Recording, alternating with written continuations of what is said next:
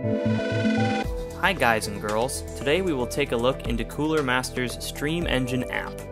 Before you stream your content, we'll show you how to edit your scene presets. This way you can customize your stream with the content you create for a personalized live stream. When you open the app, you will see your scene presets. You can select each scene by touching the scene on the app, or you can select the scene through the hardware buttons. Once you've selected the scene that you want, you can edit the scene by pressing the gear icon on the bottom right of the scene. Once selected, you can view the scene of your actual live stream. Below, you can edit your overlays. You can select any image in JPEG or PNG stored on your iPad storage files as an overlay. Once the image is uploaded, you can move or resize the image on your feed. You can also add text to your scene. You can change font size and color for your text.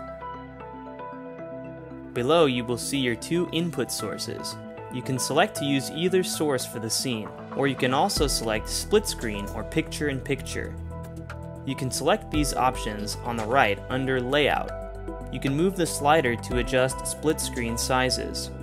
For the pip, you can also crop and resize the source to your liking and move it to the location you want.